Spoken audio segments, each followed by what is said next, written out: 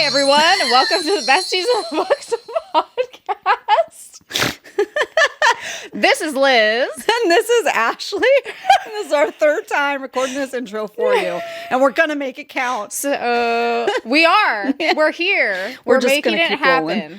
Yeah, Yep. we are. So, I wasn't recording, and then Ashley wasn't recording. And now we're both recording. Because we always say, we're each half a brain. That makes one brain. One brain. So, welcome to the Besties of the Books podcast.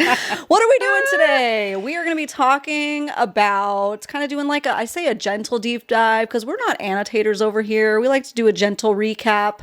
A nice, cozy time, if you will, of one of our favorite books, ACOTAR, aka Yay, it's happening. A Court of Thorns and Roses. I read this last year for the first time. Liz is currently rereading it as a part of a little buddy read group. I didn't choose to reread it because I feel like it's pretty fresh in my mind, but I did a couple recaps just in case as well.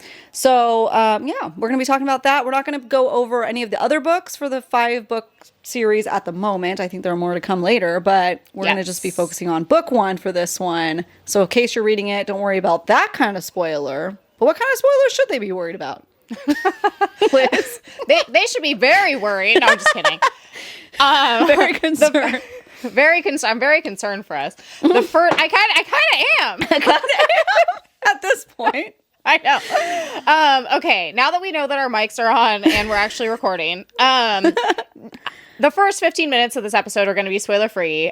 So if you haven't read ACOTAR yet, don't worry about it. And like Ashley said, we're not going to be getting into the other books. So you don't have to worry about that if all you've read is book 1. Yeah. So that's awesome. I also wanted to let you guys know that you can read along with us. We've got a buddy read going on Fable for ACOTAR 1. Actually, quite a few people have joined it by now, so plenty of people to chit-chat with, or if you're just someone who likes to join in and just read the comments, feel validated, then that's another thing that you can do for sure. And I will be putting up the Fable for ACOTAR 2, probably in the next few days, so that's exciting. But yeah, today we're just all focusing on that, and we will definitely let you guys know when we're going to get into the spoiler portion. Yes. So if you want to hang out for a minute, don't you worry. Then you can chill with us for a little bit and save it to your playlist for later. And while we talk about doing all that, playlists and saving and all that, why don't you guys go ahead and follow and subscribe if you haven't yet to Besties in the Books podcast. We are everywhere you love to listen to your favorite podcast. Yes, Yay. I am saying that we are one of them, okay? And if we aren't yet, we will be. So come join us. Subscribe to us on YouTube if you want to watch this mayhem unfold. Sometimes there are some little picture trinkets in there. And you can also follow us on Instagram and TikTok at Besties in the Books podcast as well. That's where you can find us. Cool. All right. So before we get into ACOTAR stuff, why don't we just start off with our faves and fails of the week this week? Yeah. So Ashley had this great idea to talk about what our faves and fails like teen heartthrobs were. Yeah, of the past. Of our youths. I mean, I would really hope it would not be now, since we're like... we're going to be talking heartthrobs of our past, who they were then. And who the fail is like... who we didn't really get it. There were people that obsessed over a certain teen heartthrob. What was this an Instagram post? There was something. Liz and I were talking in the DMs about this, and I was like, this would be funny for a faves and fail. So we ended the conversation there. This is what it was. And I don't follow this person, and so I can't say who it is, sorry. But this kind of stemmed from that video that I had sent you of this woman who is showing photos of all the popular teen heartthrobs of the millennial days, so everyone we would have been into in Kidz Bop and teen magazine. Maybe mid to late 90s, I think. I'd say somewhere around maybe there, early mostly. 2000s. So, that age time. Yes. And was showing them to her, I'd say maybe 13-year-old daughter. Oh, yeah. And having her rate them on a scale of 1 to 10. I will say what was really cool about it was that apparently Brad Pitt withstands the test of time because she rated him, because this was back in his, I would argue that he's still in his heyday, but obviously back in his teen heartthrob heyday. She showed a picture to her daughter and she rated him like very high. Like, I don't know if it was like a 9, but it was like the highest she rated anyone. And I was like, see? Brad Pitt, handsome throughout the ages. Yeah. There you go. Yeah. Test of so time. that's how this began. That's how this started, I think. And then, obviously, now what are we into? 500-year-old fae. Magical creatures, We've gone the other direction. way. But do you want to start us off? Who was your favorite or like even your first like teen heartthrob? Either one, or give me both, whatever. I'll give you both because my first was definitely not my favorite, and I thought about that. So my first was very predictable in the sense that like I just grew up in this time, right? So Jonathan Taylor Thomas was my favorite. JTT. Oh. He was my favorite. I remember I had a poster, the ones that you could cut out of like the Teen Bop magazine that would fold out. I had it on my wall. I like loved him. I loved him. Yep. So he was like my first love. Yeah. For sure. Yeah. Was he my favorite? No. Yeah, so... Dun, dun, dun. Who was your favorite? My favorite, and I have my favorite, and then I have my favorite, honorable mention, because I honestly could not choose between these two. The girl brought a list. She I couldn't... whip out a paper with, like, a scroll and, like, all list ranking the teen heartthrobs of the day. I mean, it was tough. Okay, so my, like, absolute crush, like, would have died to meet him, could not get over how hot he was Josh Hartnett. 100% Josh Hartnett. However,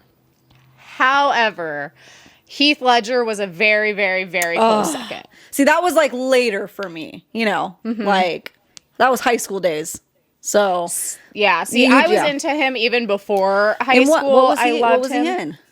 Maybe I think that it was whenever, I don't know, I'd have to look up the timeline actually now that I'm saying it out loud. Yeah. I feel like it would have been when A Knight's Tale came out. Oh, okay.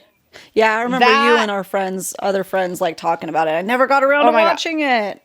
Obsessed. I have, I can't reach it. I'll have to include it on the visual aids for this episode. I have the VHS of A Knight's Tale over on display right over here in my book room. Aww. I mean, hello, fantasy. Here we go. Yeah. Mm-hmm. Yeah. Loved it. So yes, Heath Ledger and Josh Hartnett basically tied. Yeah.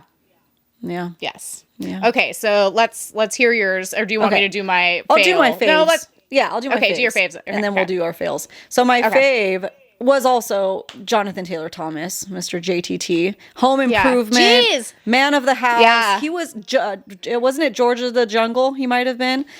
That was a little bit the other guy too, though. He wasn't a teen heartthrob though. Brendan Fraser. My gosh, man. The Mummy. Yeah. That was like not a teen heartthrob. That was like an awakening for sure. Yeah, awakening. Yeah. He was in a lot of kids movies, and it was hunky and funny. It was great. It was a perfect story. Yeah.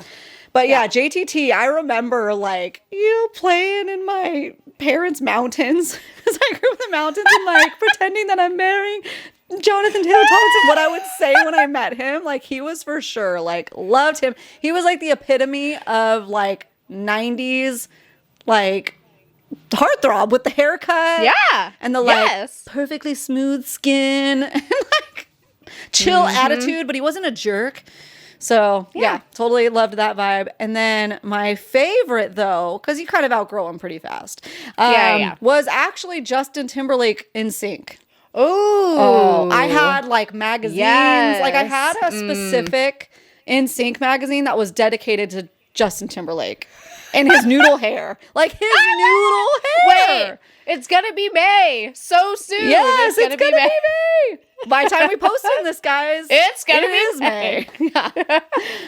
Oh man, I love it. It's so good. Now, I honestly didn't like him once he started going off solo. He kind of like got a little weird. He was funny for a while, but then he got like a little weird. So, not these days anymore. But fine. Yeah, he was one of my faves. I wouldn't say that I'm like I mean, he's not terrible looking or anything, but I wouldn't say I'm like physically attracted to him now, but he is pretty funny, like on his SNL sketches and stuff. The like when he's the soda or whatever. I forget what that's called. Yeah, or like the tofu. Yeah. Yeah. It's classic. It's classic. It is. It's good. I mean, you look up these people now, though. Like, I'm pretty sure I did this with my sister recently because we were talking about Pearl Harbor. Like, Josh Hartnett didn't really age very well. Yeah. And I don't really know. I mean, Justin Timberlake, like we said, he's okay. Like, you know, I have no idea what... I don't know what Jonathan Taylor Thomas even looks like now. I have no idea. I'm going to put a picture of all of these for those who are viewing on YouTube. I got to look it up, too. Have you looked these guys up recently? And then, obviously, let's have a moment of silence for Heath Ledger. Oh, my gosh. Yeah. So sad. Take a moment. We just talked about him in a recent podcast. Oh, because we were doing Smash or Pass the Joker. The Joker. He's coming up a lot this month. Jeez. Oh, I put John Taylor Thomas. He's John. It's just some random guy. I'm like, it's adult now. I got to put John. Oh, he was so cute. This is the first picture I pulled up. Let me see if I can show you on Wi-Fi. It's not looking promising. Listen, that's me on any given day, so that's not fair. I don't think he got very tall, so it's not interesting. He's just a dude. You know? Yeah. He's just a dude. Yeah. Sometimes that happens. Like, if you're a really cute kid, that's all you get. Yeah. Sometimes. I mean, it's kind of the opposite. Like, if you're just, like, a weird-looking kid, usually you'll grow up and be more attractive. So it's true. It's science. It does. Mm-hmm. You age like a fine wine. Yeah. Yes. So, there's that. Let's talk about our fail / like, who everybody was obsessed with that you didn't get. Go ahead. Okay. I'm curious to see if we have the same one or not. No, we don't. I already know we don't. Oh, okay. So mine is why am I freaking blanking on his name? Why am I blanking on his name? You want me to take a guess? I'm gonna guess you're saying Freddie Prinze Jr. No. Oh, okay. Wow. I mean, I was never really super into Freddie Prinze Jr., but he was kind of neutral for me because I liked She's All That a lot. Yeah, I loved that movie. I Know What You Did Last Summer. He was kind of always just like mid for me. For me, he looked too much like my brother. Like my brother tried to emulate him. You know, he had the same hair and everything. I can even picture it. But that's funny. He has very dark brown hair. Like the same haircut. The same haircut. Like 90s haircut. You know, we went from the JTT to that one.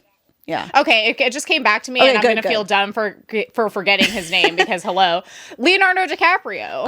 Oh, interesting. So, this is my problem with Leonardo DiCaprio. Okay. Okay?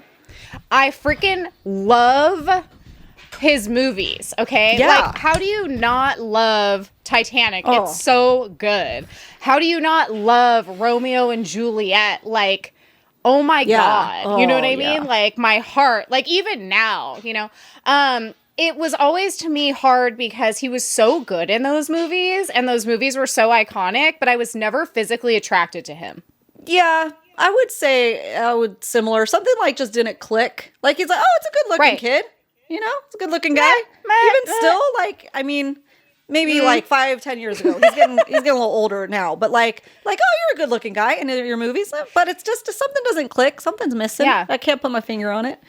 Yeah, so that was always my issue with him, was like I so badly wanted to be like, oh my God, he's hot, you know? And it just never, like how I felt about Heath Ledger, Josh Hartnett, you know, like, oh, I have such a crush. And even though he was in these amazing movies I love so much, it's just, I never felt that way about him. And I still obviously do not. So that, to me, would be my fail, even though I am in love with his movies. Yeah, I wonder if, like, because honestly, it wasn't played up that much. It was very much like, you know, like JTT, even Freddie Prinze Jr. was leaned into by probably their management team to be a heartthrob, where Leonardo DiCaprio was very much the actor and the artist. Like a serious actor. But there were girls that had, and people that had crushes on him, but I think maybe it was just different. I don't know. I don't know if that's subconsciously has something to do with it. I don't know. He wasn't doing all the interview shows on MTV and stuff and all that. Yeah. I don't know. So that's mine. I mean, don't get me wrong, Leo, when you listen to this episode, you of course are listening. Currently. Yeah, which you of course are. Know that he's like, oh man, could have gotten 2 more if I just tried a little harder. Okay, so who's your fail? Josh Hartnett. Aghast. We did not talk about this ahead of time. I literally- I'm horrified. Yeah. Yep, I kept that in my pocket when we were talking about it. I was like, that's like literally the first one that always comes to mind when people talk about this. I never understood. I couldn't get on board. I'm not. He has a permanent smolder. Like his eyes are like his eyebrows are distracting. It's like in a good way. I couldn't get into Pearl Harbor because of him. I know. I used to get this reaction all the time from my friends. Like, I am the only one. Let me know if you're out there listening to this and you too did not understand Josh Hartnett. Don't worry about it. We could put these in the Smash or Pass polls too. Exactly. Like, we're going to put them in the polls. If you were a teen again, of course, obviously. We're not making it weird. But like, would you have Smash or Passed? Or did you? Or now. I mean, he's still with us. You know, you could what does he still look like Josh Hartnett. Like I said, I don't feel like he aged very well either, but he didn't do as bad as JTT, I don't think. Yeah. But I don't know. My sister was telling me that he's like coming out with like a new movie or new show or something. So yeah, it's like, where did they go? Sometimes I think they just make their money and well, I'm like, there's like, they get these pictures of them like rolling down the street and, you know, Adam Sandler yeah, they're like style. paparazzi photos. Like that haircut is bad. Let me show you. Let me see. Oh, so it's like no, the first picture I see, but it's not. It's like he's better parted down looking the than middle. that. It's the hairstyle. Yeah. Like, I mean, he's not bad. He just looks kind of dirtsy. I don't know, dirtsy. What does that mean? Duncy? Not very bright. Not just who am I to talk? I can't even figure out the real word. Listen, we're here to be superficial and judge books by their cover, okay? AKA Teen Heartthrobs. You know, not bad. I probably would, if like he just came out of the scene now, I'd probably be like, oh yeah. But I have like preconceived, you know, feelings. But as a kid, I don't know. That was one of those for me that I was like, I don't see it. Whatever. That movie that came out, I think it was called Blow Dry. Is that what it was called? With him and the girl from A Knight's Tale, who I also was like obsessed with. Her hair was so cool. She had the coolest hair. But yeah, I was obsessed with that movie. I'm pretty sure that's what it was called. Do I remember what it was about? No, but it had Josh Hartnett and that chick in it. So it was all good. It was all good. Okay. Well, that was fun. What a stroll down memory lane. You know us. We love to stroll down the mem lanes, you know? The mem lanes. Okay. Schmidt. Stop abbreviating everything. No, I'm just kidding. I love it. I gotta stop drinking my coffee. I'm gonna have a spit take over here. Okay. So, all right. So I figured we could do a very basic, like, this is what I thought about ACOTAR. This is how I rated it. Before we get into spoilers, so just so you know. Yeah. Spoiler free still. And just put it out there, like, this is the basic what we thought about it. And then we'll get into the actual breakdown. So I rated ACOTAR 4-star. Mm-hmm. And, you know, I think that this book is great for anyone who is a romance person and wants to start getting into fantasy. Yes. Because really, truly, after rereading it, you know, this time, the world building in this book in particular is not overbearing whatsoever. Yeah. It's really easy to get into, and I feel like there's just enough romance, but it's not, like, I think I rated it maybe a 2 on the spicy scale. Like, it's not that spicy. Yeah. Like, it's very, like, it's just gonna ease, what did you say? Just ease your toes into it. Yeah. That's what you're doing. You're just easing in. And, you know, I really enjoyed it. I felt like it was entertaining. The second time around, I actually enjoyed it more. And yeah, I think that it would just be, like, I read it the first time, it was like a poolside read. Yeah. You know what I mean? Like, poolside, romantic-ish, fairy tale-y book that just wasn't too hard on the brain, you know? Yeah. And I think that's, you know, that's kind of how I feel about it now. Even after reading the, you know, entire rest of the Sarah J. Maas catalog, I still would recommend it for that group. Yeah. For sure. Good. Yeah. What about you? Yeah. It's hard. My star rating, it like flippy floppy is because I've read the whole series, you know, now. So I would have to give it 4 stars. But the book changed my life. Yeah, exactly. Yeah. It was literally what got me back into reading. So I want to give it 5 stars for that, but just like the way everything, is, I have 5 stars in the other series. And it's like, well, I would go and pick up one of these other ones any day. ACOTAR, I do want to pick up and reread again, but I have to give it 4 stars. I'm sorry. Yeah. But 4 stars is still good.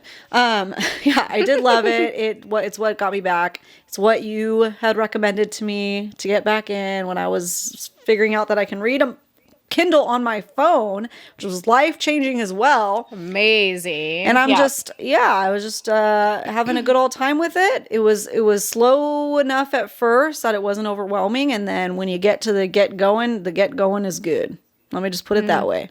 You know? Is a good one. Yep. I'd recommend it for anybody who's considering getting into fantasy, that wants a little bit of romance, a little bit of mystery, a little bit of maybe some Hunger Games-ness in there, Yeah. And it's a well-balanced fantasy book in my opinion.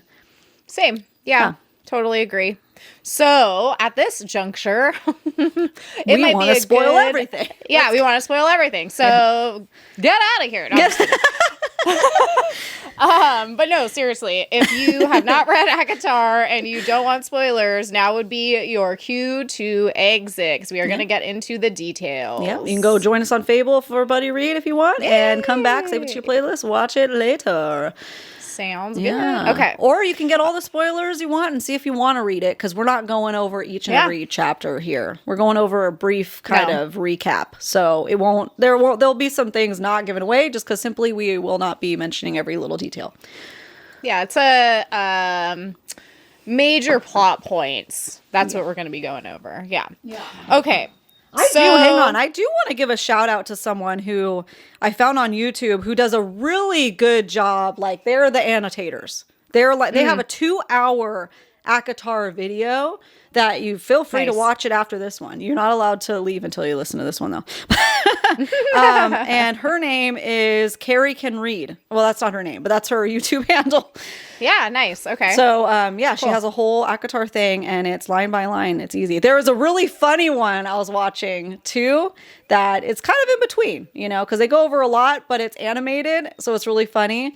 So check out that, and I'll link these in our video, in our YouTube description box too. But the Cookie Rhino, it's a really funny animated version. It's always funny because the little characters are like, funny. So for plot point number 1, sometimes I crack my own self up with my notes, like what I think is important. So I just put Farah is in the woods, and then she kills the Fae who's a wolf. Yeah. Okay. So that's like we're right into it. I think that's one of the things that I really enjoyed about the reread, especially, is sometimes you're like, okay, well, I remember these things happening, but maybe it takes a while to like warm us up. And I'm going to have to, like, when I'm doing this reread, I'm going to have to get through a whole bunch of stuff to get to the important action points. No, it's like you're right in there, right at the beginning of this book, and it really just sucks you right in, I feel like. Yeah, for sure. For sure.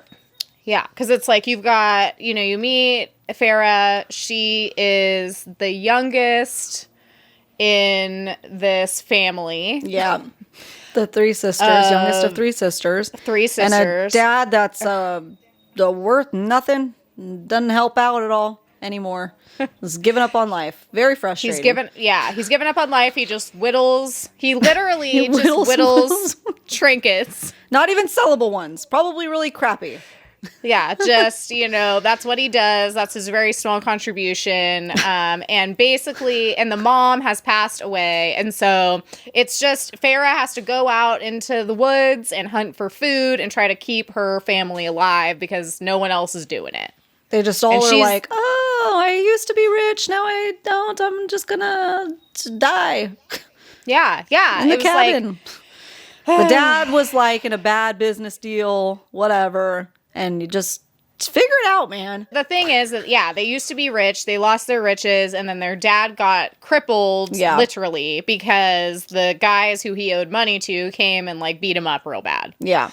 So that's the backstory with that.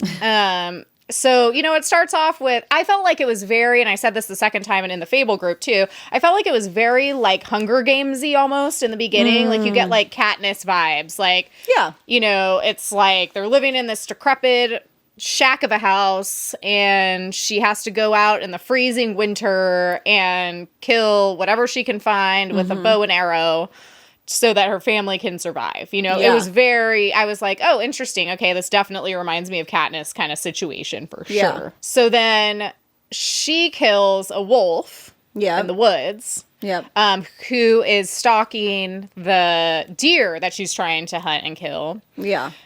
I can't remember the wolf's name, but it's kind of almost like she has a feeling that this wolf is like not a wolf, like it might be a fae because he's like very large and has really like unique eyes and whatnot. But she kind of talks herself out of it. She convinces herself that it's just a wolf. You're just being crazy. Yeah.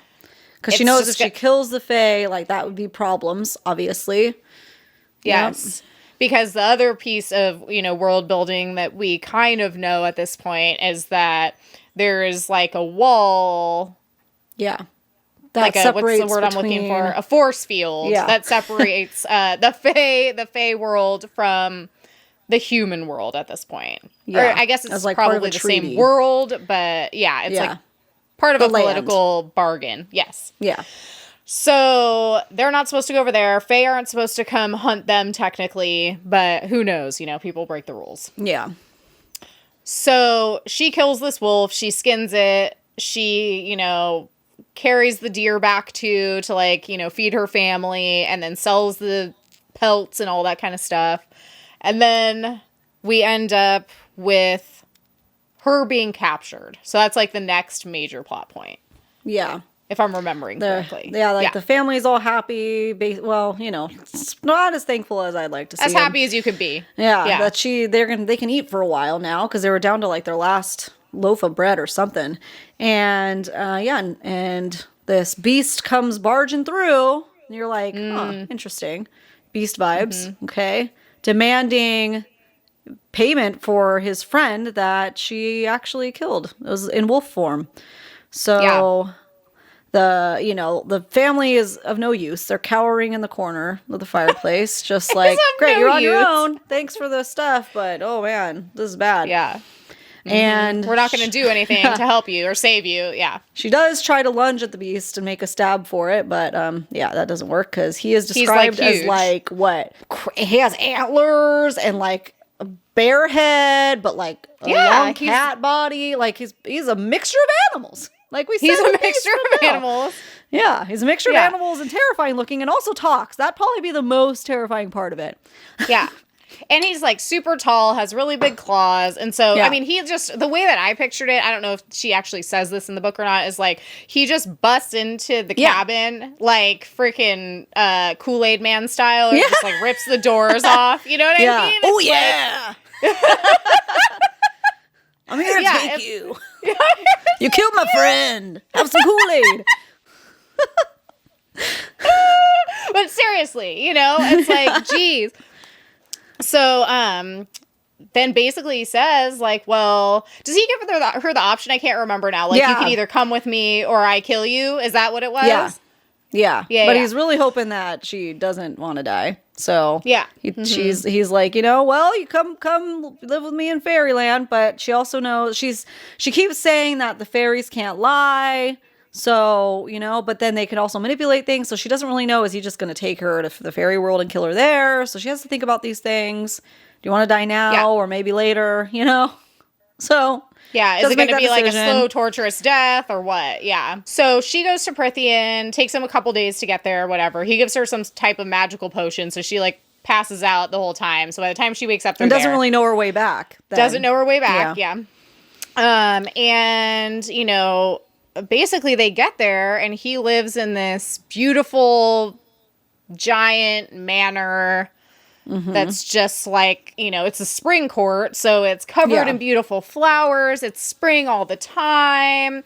Yeah. It's just like, to me, it's like what a fairy tale stereotypically looks like. Right. Yeah. So I'd be like, basically- oh no, oh darn. I I know. live poverty, the dead of winter with a leaky cabin that I share a bed with my 3 sisters. Oh no, the spring court is beautiful. My life sucks. yeah. I mean, you don't know what's going to happen yet, but like, come on. That was my thinking like throughout most of this book is like, poor you. Yeah. See, I felt very much like that the first time I read it. I was kind of like, Farah annoyed me a lot. Like, I was like, because she's supposed to be what, like 19, I think? Yeah, like somewhere around that. So she's pretty young. So it's like, I was just kind of like, oh my God, you're so like just kind of whiny and kind of dumb. But you know, honestly, this second go around reading it, I really liked her. Oh, I interesting. was like, you know what? And maybe that's because like I'm a little bit older reading it. I don't know what it is. So maybe I have more empathy for her and her like, you know, journey. Plight. But I'm like, for a 19-year-old, you're doing pretty good. Like, that's kind of what I kept she was thinking. Sustaining the family. Yeah, She literally kept them alive. But yeah, for some reason, she just really bothered me the first time. This time, though, I really enjoyed her character. So yeah, when I was she's like, and she's in a lot of fear for her family that they're literally going to die without her. Like, they don't know how to wipe their own tushies at this point. You know, they're just trying to live off air. Well, and Nesta is like trying to marry some D-bag, you know? Yeah, so she's worried that's about her oldest sister. Yeah. You know, because she knows that she just needs to marry into a family with a little bit of money and she'll be okay, you know? Yeah. So they're using their own ways to try to live through life. But anyways, so yeah, they get to the castle mansion amazingness. And then you also get to meet Lucian, who is kind of like his, like, I don't know, sarcastic best friend, protector, like secondhand man. Secondhand man. Yeah, exactly. He's like the, like, what do you call, like in Game of Thrones, you know, it's like the hand of the king. That's who he is to him, you know? But also like BFFs. But BFFs also because they like obviously have bonded over being like hanging out so long together over so many things. Oh, but they also, he goes back into his human form and they have masks on their eyes. They have decorative masquerade masks. So that's a little weird. And you're like, what the heck?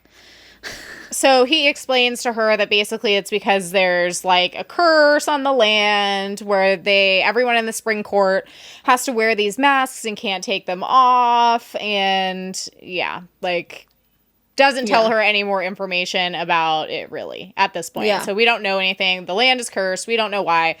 Blah, blah, blah. We can't take the masks off. And she's like, oh, that's terrible. But it doesn't really go any deeper than that at this point. Yeah.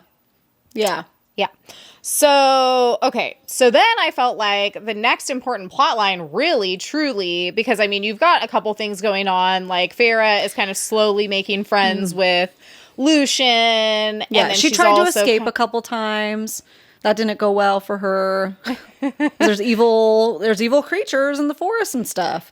Well, that's when she, catches the... Oh, what's the name I'm looking for? The Suriel. Yeah, How she dare catches you the Suriel. forget his name? She catches the Suriel who tells her to stay with the High Lord, right? When does she catch that though? Was that early on? No, but it's just like we're kind of going back and forth. So like, but that's just like I think that has to do more so with like her also bonding with Lucian at this point. Yeah, because he kind of helps her almost to like do that. Yeah, kind of like a let's see what happens. Kind of thing. Exactly. Like yeah, you do that. But like, you'll either also, die I don't mind if you die or you'll live. Yeah, exactly. Yeah, I loved Lucian. I was waiting for them to like get together because I was like, he's feisty and sarcastic and witty and funny, and you see a lot more of him than you see of Tamlin. Yeah, oh totally. I think so. I was like, let's see what happens there. You know, but nothing, you know. Look up some fan art of Lucian. What a little treat. Yeah. What a little redheaded treat. You have, Tamlin, but you have Lucian right there, you know? Yeah. So she's kind of like making friends with him. It's kind of like a enemies to friends kind of situation. Yeah. And then meanwhile, she's like slowly falling in love with Tamlin. Yeah, they're like doing these kind of forced awkward dates around the spring court. They do that really cool like swim in the night. Like I don't know what that was. It was like a pool of magical starlight. water, starlight. Yeah, that was really cool. So that was cool. That was like a big moment for them. Like, you know, bonding, getting to know each other, feeling the magic of the Fae and all that.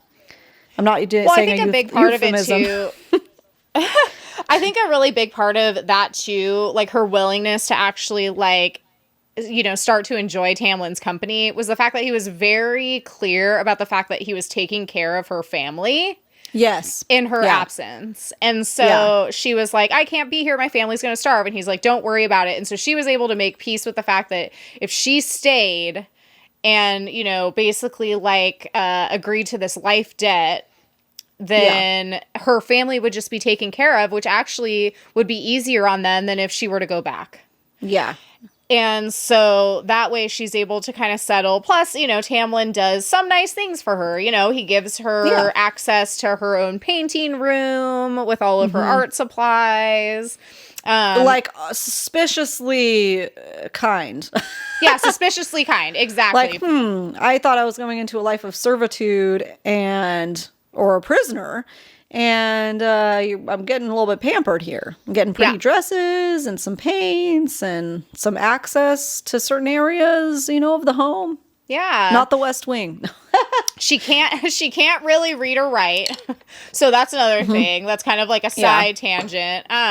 Is that she's somewhat illiterate. Because her mother passed away, or they lost their family wealth when she was around 8 years old. So before she had the chance to fully learn how to read like her sisters did. I think they both know how. So that's a big key point that comes into play. Yeah, like later on down the line. So, okay, so they're dating. It's kind of weird. It's like a push and pull. It's very much a Beauty and the Beast situation at this point. Yeah. She's his captor, but, you know, his heart is softening for her. But why? Is there an ulterior motive? We don't really know at this point. So then I would say the next major plot point is the whole ritual at, what is it called? Calamai? Yeah. That was weird. So I think it was weird. It's like it was necessary, but as a human coming into that world, I'd be like, what? Well, this is what they told us about. It's weird. Yeah, like basically in order to like, what is it, like maintain or like renew magic. To keep the spring core like in its springy essence. Then Tamlin has to create a special energy through a process of lovemaking with someone. I'll just put it that way. They didn't really go into detail about it, but that's kind of what you got, is that he kind of turns into his like animalistic form and chooses someone, and then this ritual happens, and then the spring court gets to keep going on as it is. Essentially fertilizes the earth. Yes. In a way. Yeah. Yeah, it's a little bit of like a witchy thing, you know? Yeah. So they're telling her, you stay in the house, stay in the castle, don't come out, which never works. Like, never what? Works. No. We're having a rager without you. Please don't come outside. Okay. Yeah. Well, I want to see what this is about. It includes like everyone. Everyone's out there. Yeah. Except her. So she's not allowed to go. And what is that? You want to know what's going on. Yeah. Well, this creates a pivotal moment in this series because she goes out, she's getting harassed by some uncool dudes. Like, we're not really sure. Crazy, creepy fays of some sort. Some lesser fairies, but they're still creepy and weird. Yeah, it's like they've cornered her. They're like, hey, you know, just not good. Yeah. And a very tall, dark, and handsome stranger comes up and kind of like scares them off and saves her and makes just like some casual-ish conversation. Yes. And that's pretty much all we really know. Well, he came up, he walked up, first of all, while they're cornering her, and he said, hey, I've been looking for you. And then he does something and then he even had told her, like, if you knew what their thoughts were. So then she knew, like, oh, this guy is creepy. He can, like, read people's thoughts. Ugh. Something like that. Like, we get, like, a mix of emotions meeting him. Like, yeah, because he's also, he's very, like, he's dark. Slinky. He's kind of shrouded in shadows. He has a very, like, almost evil, like, air about him, but he helped her. So she's kind of like, how evil can he be if he, like, helped me out? Yeah. So Lucian basically whisks her away back to the mansion and is like, why did you why did you go out there? It's too dangerous. He's not himself. And so, yeah, that's when the weird thing with Tamlin happens, where he's still like overtaken by his like fae side, kind of comes in, and they have like a moment, like an intense moment. Yeah. I can't even really remember exactly like how spicy it gets. I don't recall.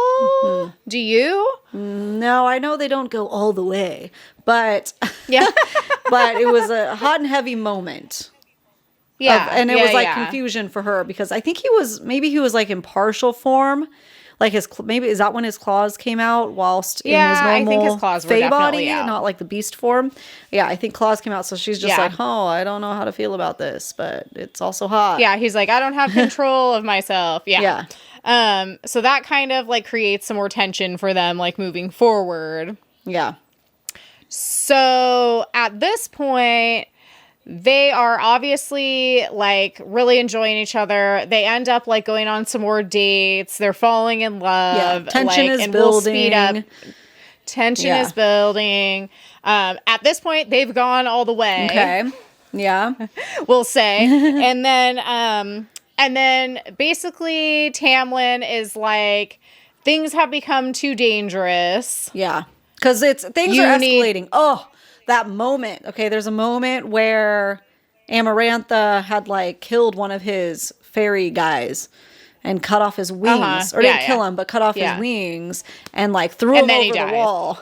And then like that was a moment that she like helped save them. So it was like a bonding moment with horrible trauma where she's realizing maybe the fairies aren't so bad, because she's just like, this guy's crying and pleading, my wings, and she kind of has to help him in his dying breaths, who has always been her mortal enemy.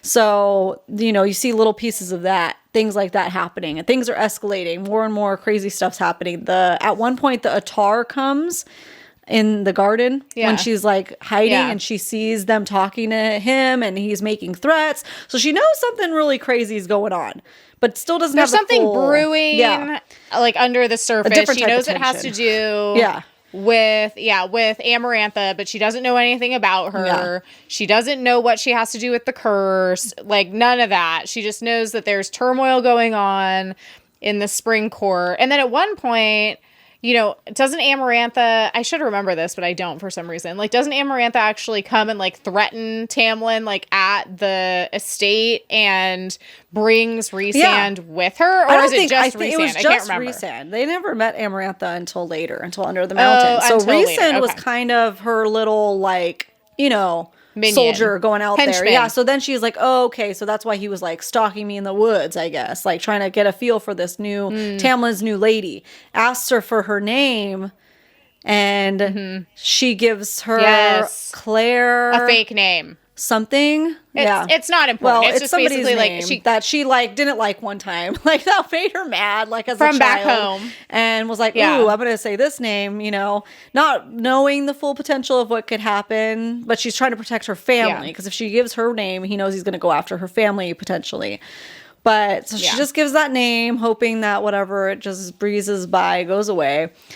And Tamlin says, okay, it's time to go. Things are getting a little too serious. You're released. You are no longer my prisoner. Takes her back to the wall. Go home. But like doesn't let her see how to get back and forth or whatever. Or Lucian, I don't remember. One of them, they send her back.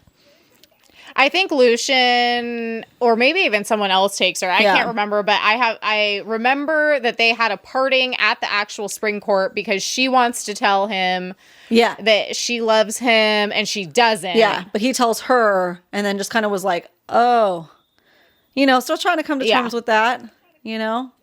A mix of emotions, a whole range of emotions, and things are just finally picking up, and now she has to leave. So it's like, great, okay, cool. You basically forced me to fall in love with you. I did, but I can't say it yet. And you're kicking me out. Kicked out. Like, great. Was it that bad? Was I that bad? Great. Like, oh no. Yeah. So she goes back to the human, you know, her human life, finds out that she's now, or her family is now like living in a really nice house. They have a really nice property. They've all been basically glamored to not know, to think that she was like helping to take care of like an ailing aunt. Yeah. And that was also really wealthy and that's where they got their money. Left her money. Yeah, exactly. So this whole like fake story that basically like Tamlin gave, set them up and then made up like a whole story too. Yeah. So that it all makes sense. So she's kind of like, well, I'm living a lie, but at least my family is like taken care of, even though they don't really know what's going on with me. But she does tell Nesta everything. So Nesta pulls her aside or something like that and is like, they couldn't glamour me. No. I know everything that happened, which is very interesting because she's supposed to just be human. So was it just sheer will and arrogance that prevent her from being glamored? Just like, like stubbornness? Or, yeah. Because we don't know anything. We've read all these books and we don't know. Like, that's why I mean, put a pin in that because, like, how come she wasn't I don't know. being able to be glamored? It's a good question. Truly. It's very interesting. Is it like... Is she wearing some kind of secret medallion that we don't know about? Does she have some innate powers we don't know about? We have no idea. We're not spoiling anything because we don't know. We really don't know. How come, really, when we really think about it, Elaine, poor feeble-minded Elaine was able to be glamored, no problem. The lady who loves gardening and will not plant a vegetable to save her life for her ailing, poor family in famine. Oh, man. Golly. Golly. So, okay, so at this point, she tells Nesta everything. Nesta's like, do what you gotta do. I get it. Like, they finally make a connection and kind of see eye to eye on something for the first time, it seems like ever. So you see that Nesta, might be a more well-rounded character moving forward and not just terrible, which is kind of interesting, cool. So, basically at this point, Farrah's like, okay, well, I have to go back. I have to tell him that I love him, like, blah, blah, blah. And they're like, okay, go. See if there's any way to help. Also, they're like at the dinner table and they're like, oh, did you hear about what happened to Claire and her house and her family? And dead. That the house was burned down. No bodies were found though. And she's like, oopsie. I gotta go. Nesta, beef up security, please. Yes. Just in case. And I gotta go take care of some things because I feel like I might have messed up a little bit of reason that happened. Oh no. And maybe I gotta go save her. Who knows? Yeah. So she decides to go back. And, she gets back to the spring court and it's just like no one's there. No one's there. A little bit destroyed. Yeah. Right? Like ransacked, not, it seems. Not horrible. Ransacked. That's a good word for it. Because it's not completely destroyed, but ransacked. Suspicious. Nobody's there. Eerily quiet. Oh no. But then something bad's happened. But then she runs into basically the lady who... like the Mrs. Potts, if you will. She runs into the Mrs. Potts from Beauty and the Beast, but not really. Oh, the wooden lady? She's like wood, mostly? She's like a fake. Yeah. She's the lady who helped take care of her, who helped her get dressed, and, she's the Mrs. Potts of this. Yeah, like... Or the wardrobe. That gets her dressed. Yeah. So, anyways, she runs into her, and she's like, basically the curse... explains the curse... in its entirety and explains that because, someone who hated Faye did not come to love Tamlin by the time, the last petal falls. It's the same. Yeah. It's the same. Yeah. It feels very much like a Beauty Beast retelling. Yeah. At this point, it's like Beauty and the Beast retelling. Basically, the curse wasn't broken because she didn't tell him that she loved him in time. And so what that means is since the curse wasn't broken, everyone had to go back under the mountain with Amarantha. Like Tamlin was supposed to be just like her new lover king. Like, I don't know. That was a little bit like confusing to me. Like what role he was going to play. What is Amarantha's goal again? Since you just read it, like overall, like she wanted Tamlin. Tamlin's like, no, yuck. I think she wanted like all of them, and they're like, oh no, yuck. But she wanted like to pair up with Hybern. Oh, she hates humans, right? Yes. So she wants to take over all the land. I was going to say total world domination, I think, is basically her MO. Yeah.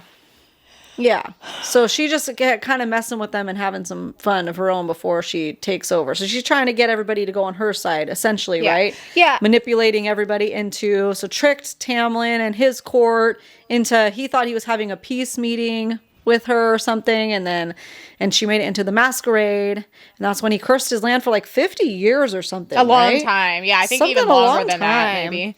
Yeah. Yeah. And then Feyre finds out a lot of the Fae there have been manipulated in some way to be under this horrible mountain, this horrible, like cursed, gross, demony mountain. Yeah, basically she wants to use the powers of all of the High Lords to her advantage for, like I said, like to take over the whole world. But I felt like she specifically wanted Tamlin like by her side, like as her, like she uses Rhysand as, like I said, like her main henchman, but I got the sense that she wanted to use Tamlin as her like faux husband almost. You know what I mean? Yeah. But like, well, if you can't come to me willingly, well, I'm just going to force you. yeah, exactly. So. And so she had taken, because she has them under her spell, because she tricked them all. She has their powers like doled way down so that they can't like come out and rebel against her, basically. They're still pretty powerful, but not enough for however powerful she is or whatever. Exactly. So Feyre finds all this out for Mrs. Potts, and then she's like, well, pack me some snacks. I'm headed under the mountain. Yeah.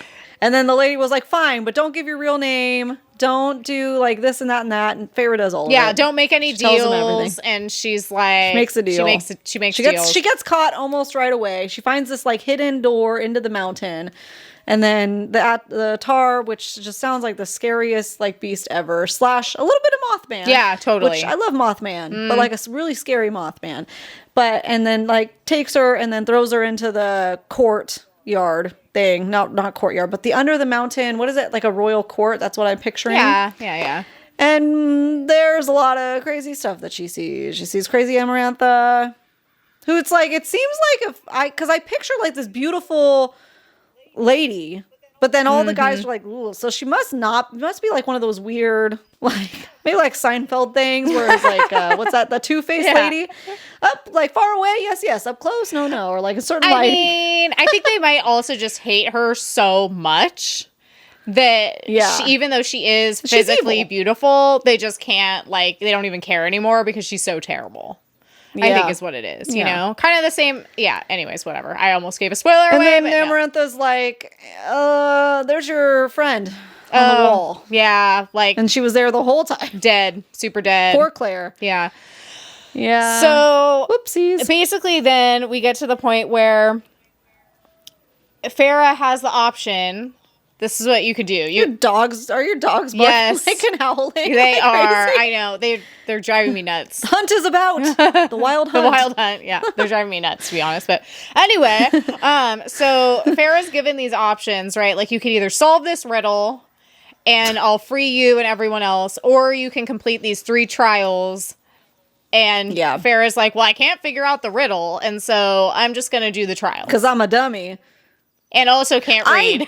I totally guessed the riddle, but I was like, it can't be that obvious. I know. Also, it's Amarantha, so the riddle just doesn't make sense. It doesn't line up. To me. Yeah, totally. It doesn't line up. That's like my biggest critique of the book is like, but that was stupid. Yeah, a little bit silly. It was like too easy where you're like, oh, well, you just went all through that for nothing. Come on. Yeah. You couldn't figure that one out. You were there for like at least a month. She was there for like 3 months because each trial, there was like a month in between each trial, I think. Oh, yeah. She like gave her some rest. Yeah. She gave her a break, which was really nice. Yeah, I mean, she wasn't doing too hot. Like, Lucian had to come in and, you know, heal her. Yeah. So the first trial. So everybody's helping. We need to say it. Yes. Everyone's kind of giving her a leg up. And what is Tamlin doing? Nothing. Wallowing in a pit of despair as usual. Yeah.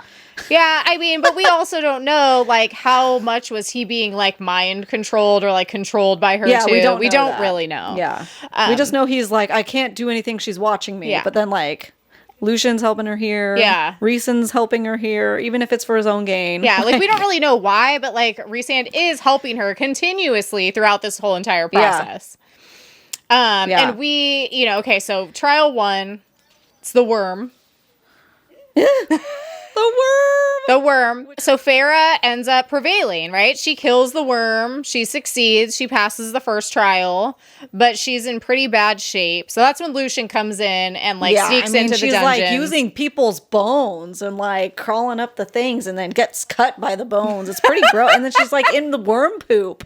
So she's getting like infections. This is a really bad situation. Gross. It's like even if you survive the worm, you ain't surviving the worm's dung. You know? Yeah, that's like getting into all of your wounds while you're in like a dungeon rotting away. And you're just thrown in there. Yeah. Yeah, you don't get a shower or anything. Ooh, gross. Yeah, so Lucian helps her, helps heal her a little bit.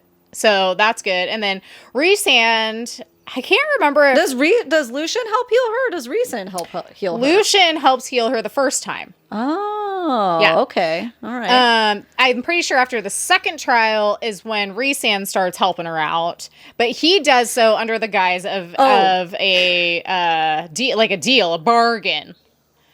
Yes. So he's willing to help her, but only if she agrees to basically like go and stay at the night court for like 1 week out of every month for in perpetuity, like forever. At first he said like a lot. He said like 2 weeks or something. Man knows how to make a deal. Yeah. She's like, that's a lot. Okay, 1 week. I mean, that's still like a lot. 1 week a month. That's a lot forever. Yeah. With who is like a villain. Yeah. Like he's Amarantha's right-hand man. Right. Like, or whatever. He's the whole Claire situation. Yeah. He had a pretty big hand at that. Like, I have to go stay at this guy at his creepy night court. Yeah. It's not looking good. No. And he brands you're about her. to die. Yeah, exactly. So you don't have really good options. And then he brands her with the tattoos, because when you make a deal with someone from the night court, then you end up with the tattoos. So now she's got that. Yeah. She's like, great, Tamlin's going to see, what's going to happen. And so the second...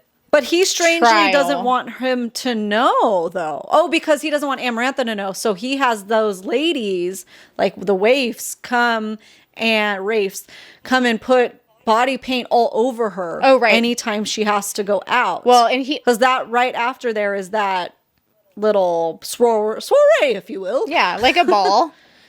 Yeah.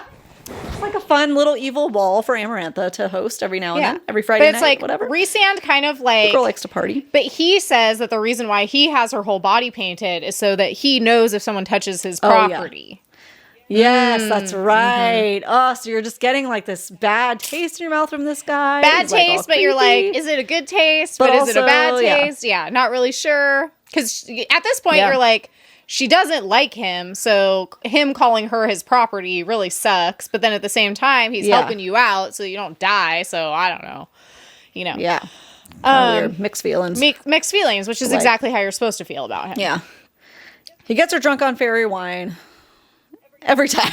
Every time, so that she has a dance for him every time. And I think that's just, he's helping her to try to mentally, he's helping her mental fortitude. Otherwise, she'd break down too much in the dungeons and not be able to deal with it. So he's like, here, drink this. That way you, basically black out every night and don't have to deal with, the craziness. So, inadvertently helping her out, I think.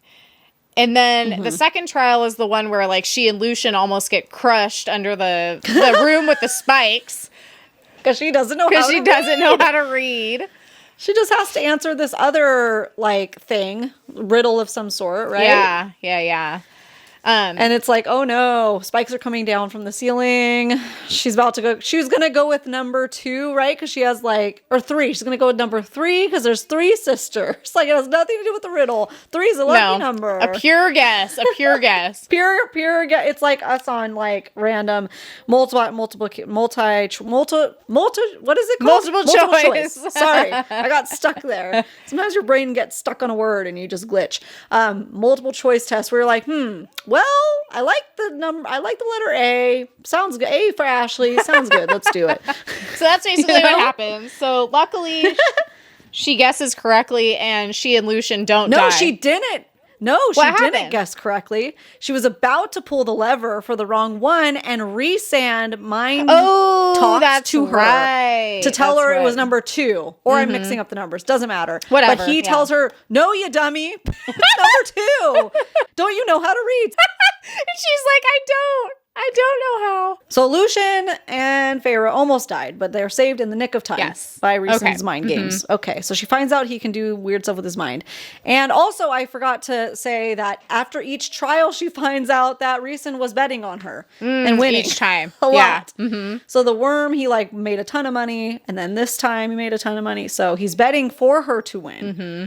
So that's interesting. Yes. So you're like, so he's a gambling man. He's trying to get everything he can for himself. But why? That's his ulterior motives. Yeah. Yeah. So, okay, so then the third trial comes around. And that was a brutal one. yeah, Oof. so she has to basically like stab 3 fae through the heart.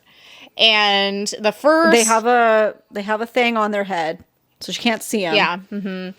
And so the first 2, they're just regular fae that haven't done anything wrong. They're just normal people who are getting caught in the crossfires, and she kills them both. She gets to the third person. The, mask comes off. The bag comes off. Yeah. And who's under there but little Tam Tam. Tamlin. Tammy Tam. Mm-hmm. So she has to decide to save his court. Does she stab him in the heart and essentially kill him? Or is she not do it? It's like a really weird, like, you can't win, a lose-lose situation. That Amarantha's just like, ha ha ha ha. I gotcha. Her evilness. Yeah, you made a deal with the devil, basically, and it's not working out, Yeah. And so, I think this is one of the reasons why I liked Feyre more the second time, because she's like, well, I got to do what I got to do. Yeah. Stab, stab, stab. And does it. Stab, stab, stabby. Yeah. And he doesn't die. He doesn't die because he's got a heart of stone. Yeah. It's like, so he has a heart of stone, and she literally releases it, and that's how she encapsulated their powers or something like that. Yeah, exactly. Like encase their hearts in stone. So or it something released, like that. yeah, it released it. The mask falls, but also it's like kind of like weird because it's like, it's like Amarantha's just weird. I don't think she thinks all the things through. She just does it for her own fun. Well, and let's see if she stabs him. Feyre also guessed the riddle in the 11th hour as well. Oh, yeah. Yeah, but too late. Too late. Breaks all your bones. Yep. So Amarantha breaks all of her bones. Meanwhile, basically Rhysand and Tamlin are trying to kill Amarantha. And Rhysand, stabs her through the head, I think is what happens. Something crazy. Cuts off her head, makes her dead because it's pretty hard to kill the Fae. Yeah. So she's very dead because they finally had their powers released, so they were able to do it really quickly. Yeah. To take her out. And then they don't really know who's really on Amarantha's side or not either. But the High Lords that are there come together as one and each part with a portion of their power, all magically, and bring her back to life. But part of that is she has to now be Fae. Yes. Because she's essentially made now. Yeah. Mm-hmm. Which is really crazy and I did not see coming at all. Yeah. And I just ate that up. I mean, it was great. It was awesome. It was a good perfect ending. Happy ending. Yeah. That's all we want. Yep. Oh no, gotta live in the spring court and fairyland. I'm a fae. Beautifulness, and now I'm fae, and I'm immortal, and I have powers, and I have cool fae ears. Yeah. Great. So she has a long body. She's all awkward too. But yeah, that was just a very brutal. You had so many emotions during that time. It was just dude, every bone in her body breaking, and then she's coming back to life. But she's different. And yep. Oof. And then she ends up going back to the spring court with Tamlin, right? That's how it basically ends. I'm I can't remember something like that. Yeah. Rhysand comes and says, don't forget, you have a deal. You have to come see me. And she's like, oh no, is this because she doesn't, she's broken and dead. She doesn't know what Rhysand is responsible for or not. All she knows is what she knows. She's like, okay, I gotta go with this creepy guy once a month. Great. Yeah. Can't wait. Yeah. Cool for the rest of my life, essentially. And so that's to go back to Tamlin, and it kind of ends there. Yeah. And if you're like us, you read it the first time in a couple days. Yeah. And then you kept on going. Yep. And I mean, what I liked about it though, especially reading it the second time, I was wow, that kind of wrapped up super nicely. That could have been a standalone and been fine also. Yeah. So obviously I was like, ooh, there's 5. I'm going to read the next one. Or I think when I read it, there was 4, And so I was like, ooh, of course I'm going to read the next one and the next one and the next one. But it's also, I think it would have been a good book all on its own as well. It encompassed everything. It had a good ending. Yeah. Pretty happy with it. Yeah. Sarah J. Maas is really good at that, I think. Yeah, wrapping it up. Is a good balance of an ending in any of her books, for the most part. There are some that's like, holy crap! But like, for the majority of them that we've read, it ends it in a way that's like, it could keep going, but you're also satisfied. Yeah, exactly. It's not such a cliffhanger that you're like freaking out, minus a couple books. Like one I'm thinking of in particular. Yeah, I wonder which one. I wonder which one. If you've read all of her books, then you know what I'm talking about and alluding to. But but this one, I agree with that. It was good. I definitely wanted more because I loved how, you're just thinking it's a Beauty and the Beast retelling until about 70% in. And that's when all this craziness happening. And that 30% of the book feels like so much of the book. It's crazy, because so much happens in that little time. It's a page turner, I tell you. Yeah. So read it. Read the books if you haven't yet. Talk to us about them. Talk to us about them. What was your favorite part of the book? What did you feel about it? Leave it in the comments or come find us on Instagram and talk there. Yeah. So I think it's time to get into the Smash or Pass. Let me find. Oh no, I know off the top of my head which one it was. Okay. Oh, I've got a good one. Anything else you want to say about? I've got such a good one. I'm so excited. No, I don't have anything more to say about ACOTAR. I feel like that was really good, encompassing of everything that happened without giving anything really away moving forward. Yeah. I'm really excited to read book 2 and then talk about that with you. Because it's been a while. So yeah. So just keep your eyes out. We'll be doing more episodes. If you're reading it, keep reading it. It's so good. Yep. The second and third are my favorites out of the series, personally. I know the 5th is yours. Yes. But, oh gosh, I just eat that up. Oh gosh. Love it. Oh golly. Okay, Smash or Pass time, guys. It is time. We have dealt with FaceTime, dropping our calls about 19 times in this thing. Okay, so do you want to go first or do you want me to go first this time? I'll go first because I'm ready. Okay. Smash or Pass, Liz. Unhinged. Edward Scissorhands. That's a thinker. Oh, interesting. Well, it's a thinker for a few reasons. Okay. This is really hard. I've never been stumped before. I don't know what to do. Okay, so here's the thing about Edward Scissorhands. I am not a huge Johnny Depp fan. Yeah. So if you smashed or if you passed on Jack Sparrow, there's no hope for you. And also the Scissorhands look really, really dangerous. So dangerous. So as much as I want to say, because that was definitely one of my first, it's a monster romance, right? That's what it is. It was my first exposure probably to monster romance aside from Beauty and the Beast. I'm going to say pass because that really freaks me out with the Scissorhands. But I would be his friend. I would totally be his friend. I would let him work in my salon. But I could not. Yeah, the Scissorhands thing just freaks me out too much. And Johnny Depp is not hot enough, in my opinion. Sorry, I said it. Okay. Yeah. For me to do that. Yeah. So what about he is? What about you? Yeah, same answer. Those scissors, man. I've seen he has scars himself, and I think that it would be really difficult to not cause injury. So I'm gonna have to pass. But he's his friend. I'm gonna give him a job. Yeah, he's also just really clumsy with the Scissorhands, which it's you'd think that he would have been used to him by now, but he's not. He's all over the place. Unless he's cutting hair or shrubs. Yeah, or shrubs. But otherwise, he is very clumsy. Yeah. Yeah. It's just a liability at this point. Yeah. I don't have enough insurance to deal with that. Healthcare in America is terrible. Oh, my boyfriend accidentally cut me with scissors hands. Explain that. Get that approved from insurance. Good luck. Yeah, right. Good luck. Oh my God. All right. Hit me with your best shot. So I thought of this and I was like, I'm genuinely curious. Okay. So, Smash or Pass, the Darkling, as he's played on the show, I can't remember the actor's name, but you can picture him, right? Yeah. Okay, but you have to first reread the whole Shadow and Bone trilogy. Literally. Well, No, this is a thinker, guys. Because it's dangerous. Because I might smash my head into the wall if I have to read it all again. I won't survive to smash. I would have to. Well, you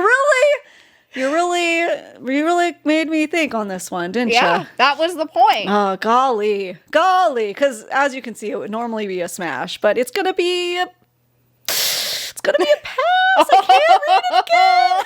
I can't do it. Oh, that's so hard. I don't know. Sometimes I regret my decisions later when I'm like editing and I've thought about it more. I'm just like, no, that would be a pass now, or that would be a smash now. So I don't know. I'm gonna have to really think on this one, but I don't want to read that ever again.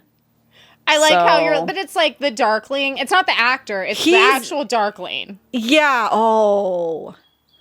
Because the actor would be like, pass, whatever. Yeah, whatever. Yeah, the actor, whatever. We're all talking about unhinged, like, characters here. The characters, The Darkling, he's great.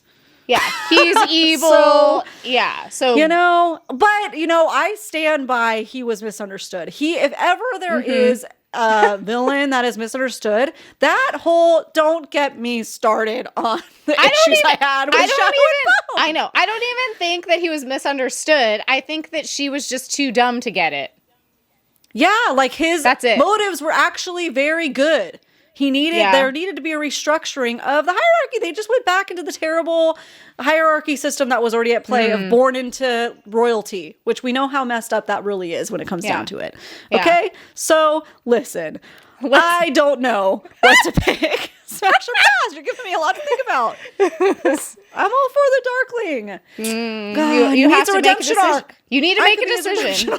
You don't have all day to make a choice. I have a redemption arc over me. What? You don't have all day to make a choice on this. You got to decide. I know.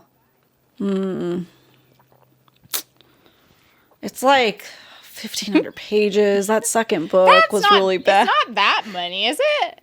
It was a lot of our life. We did it pretty. I mean, can I listen to the audio on 2 times speed? Sure, fine. That's a loophole. Okay. That's a loophole, then sure, I still gotta think about it. Okay, this is what I find hilarious about this question. This is why I was so excited to ask you this one. That's how much Ashley hates this trilogy. She's like... a lot of people like it. It's all the things I hate. Yeah, no, I get it. I just like it too. I think mine would definitely be I would do it. Yeah. I would do it. Yeah, I'd reread it. I would read it in the most non-committal way possible. You know what I mean? I would just be like, I'm technically reading the words, so it counts. Yeah. But I'm not happy about it. Yeah. And she's still thinking about it. She can't decide. I gotta just pick an answer and stick with it. But golly, it's like as if it would ever be a possibility. Like, come on. I just really hated that book, man. But also, I can give justice to the Darkling. So, yeah, okay. So. Okay. He's not going to pop out and be like, but you didn't choose me. You're right. No, I know. But it's because I'd have to. Do I ever want to read that again? Nothing could ever make me read that again. What if the Darkling popped out and was like, I'm not the actor, I'm the Darkling. Come to my castle. But you have to read this trilogy first. You can listen to the audio. I wouldn't be able to do it. Pass. I want to make it through. Forget I know myself enough. Go back to your magical land. Forget it. Whatever, man. Oh my God, I love it. I knew that would be a tough one. Wow. There you go. That's awesome. There you go. So you heard it here first. It's a pass on the Darkling because Ashley just hates those books so much. I'm just thinking of how I'd reread it. I would have to throw the book across the room. Yeah. Too many times. Mm-hmm. That's a liability because I'd be knocking stuff all over my house. I don't know. And you know what? Maybe with time, if I ever reread it again, I won't. But what if it wasn't as bad as I remember? I don't think that's true though. Yeah. Like I said, it's all the things that were wrong. It could have. The thing that makes me listen, I won't get on my soapbox again. But the thing that makes me mad about that book is because it could have been so good. Like, I loved the Grishaverse. I loved the magic system. She's not a bad writer. It's just all the tropes that I hate, all the things that I hate to happen in a book is all that happened. Yeah. And that's on me. That's my preferences and yours too. A lot of people like the way it panned out, but I can't do it. I can't do it again. Burn to nowhere. Justice for the Darkling. Justice for the Darkling. Because it's like she wrote his case too well that I'm like, no, let's go on his side. Yeah. It makes sense. It does make sense. Oh, let's keep the status quo where nobody's happy. Okay, cool. My goodness. So you heard it here first. I think we're going to have to wrap it up for today on that note. Thank you for joining us today, guys. Thank you for listening. Make sure to like, subscribe, all those things that you like to listen to podcasts. You can go ahead and rate us if you'd like. Please 5 stars or more. And leave us a little comment somewhere. Come talk to us. Come hang out at Besties in the Books podcast. You too can vote for Smash or Pass on the weekends when we post them. We need to know. I love seeing your guys' votes. All right. On that note, thank you guys for listening. Thank you for being here. Unhinged time. And I guess we will see you next Tuesday. See you next Tuesday, guys. Bye.